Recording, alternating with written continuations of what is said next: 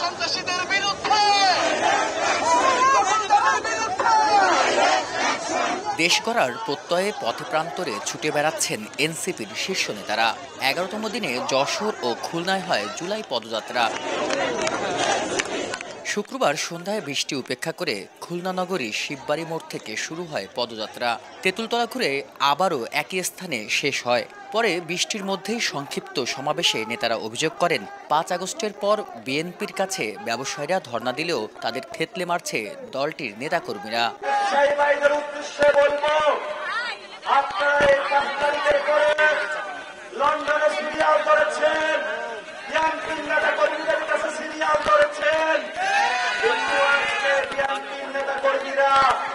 আপনাদের শরীর থেতলে দিয়ে উপযুক্ত জবাব দিয়েছে। আপনাদের উদ্দেশ্যে বলতে চাই, আপনাদের বিবেক বোধ জাগ্রত করুন। প্রাণ সসের মাখামাখি টেস্ট নুডলসকে করে তোলে আরো ইয়ামি, আরো জোস। প্রাণ সস, সসের বস। জনাব তারেক রহমানকে বলবো, যদি আপনি 80 বছর মানুষের দৃষ্টিতে বাংলাদেশকে দেখেন, তাহলে আপনি ভুল করছেন। আমি আপনাদেরকে বিনয়ের সাথে আমরা অনুরোধ করব, আপনার এই তরুণ প্রজন্মকে বুঝুন। আওয়ামী লীগের চ্যাপ্টার ক্লোজ হয়েছে, কারণ তারা আমাদেরকে বুঝে না। তারা সংস্কার চায় না, তারা বিচার চায় না, তারা আওয়ামী লীগ নিষিদ্ধ চায় না। তাহলে আপনারা চান কি?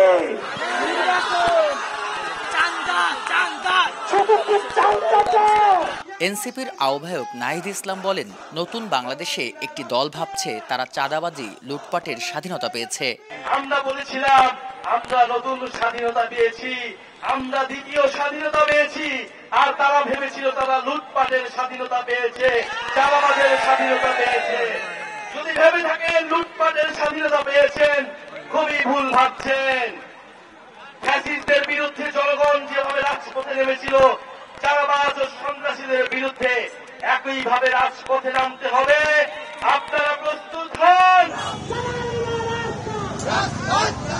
এর আগে জুমার নামাজ শেষে যশোর রেল রোড এলাকা থেকে জুলাই পদযাত্রা শুরু হয়ে শহরের 0 পয়েন্ট মোড়ে শেষ হয়। সেখানে সংক্ষিপ্ত সমাবেশে নাহিদ অভিযোগ করেন, বিচার সংস্কার ছাড়া নির্বাচনের পরিকল্পনাকারীরাই ষড়যন্ত্রে লিপ্ত।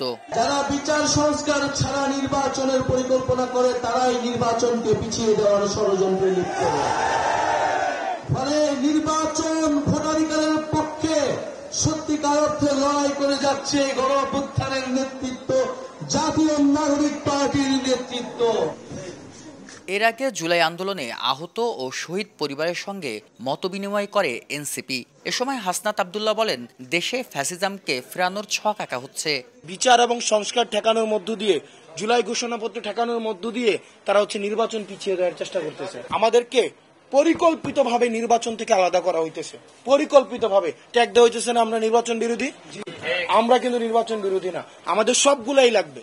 কেউ বলতেছে আমার এটা চাই, ওইটা চাই না, ওইটা চাই, সেটা চাই না, আমার সবগুলা চাই। এ সময় দ্রুত জুলাই সনদ ঘোষণা এবং নির্বাচনের আগে বিচার ও সংস্কার নিশ্চিত করার দাবি জানান এনসিপির নেতারা। তাদের সাথে যুক্ত ছিল, অবশ্যই তাদের বিচার আমাদের নিশ্চিত করতে হবে। বিল্লাল হোসেন সজল, সময় সংবাদ।